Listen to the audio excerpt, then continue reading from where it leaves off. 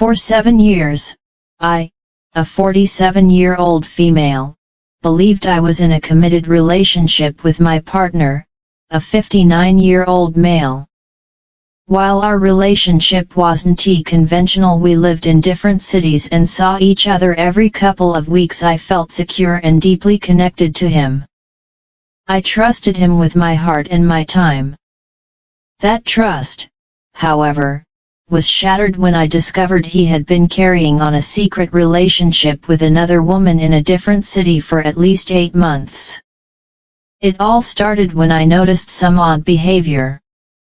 During his trips to that particular city, my texts and calls would often go unanswered, or he'd take hours to reply. When I confronted him, he always had an excuse. His phone wasn't working, he was in the zone with his writing, or he didn't want to disturb me because he thought I was busy. He also started to leave his location tracking on home or his hotel, even when he wasn't there. My suspicions grew stronger on one particular trip. I noticed his location was at a house in a residential area instead of his usual hotel. I waited and tracked his location for hours, but my calls and texts went unanswered. I looked up the address and found a woman associated with it. She followed him on social media, and through a little digging, I realized they had been reading the same books at the same time. It all clicked. I didn't want to jump to conclusions, so when he came home for Thanksgiving, I tried to create space for honesty. I asked him directly, "Is there anything you want to tell me?" But he denied anything was wrong, reassured me everything was great, and even talked about our plans for him to move in with me after his last child left for college. But then, after dropping him at the airport to supposedly fly home, I discovered he wasn't heading home at all. Instead, he went back to her city.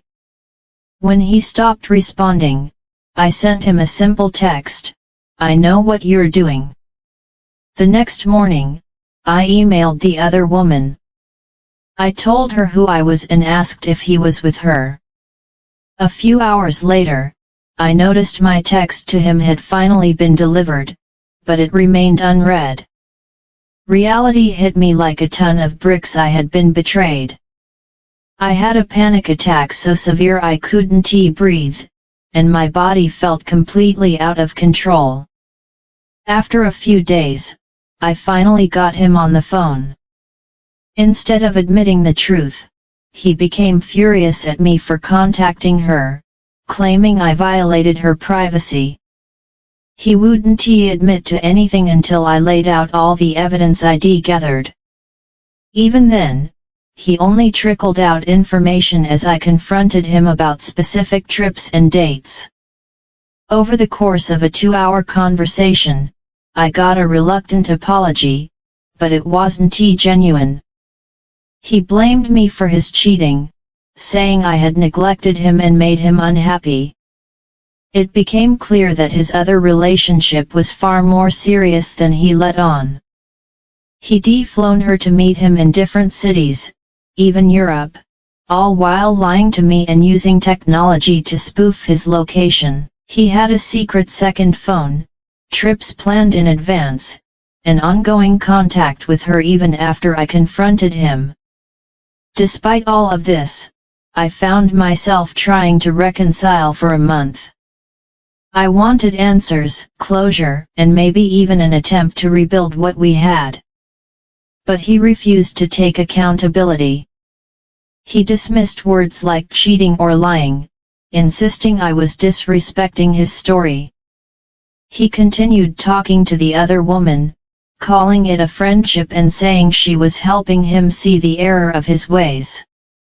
When I asked him to cut contact with her to work on our relationship, he refused.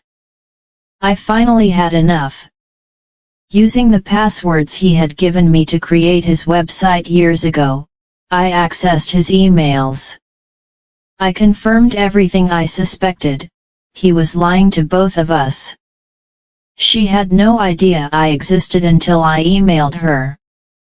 Their trips were carefully planned, and their reconciliation had already begun, with him painting me as unstable and claiming our relationship was on again, off again. They even had plans to travel together again in the summer. I realized I couldn't continue living like this, disrespected, lied to, and manipulated.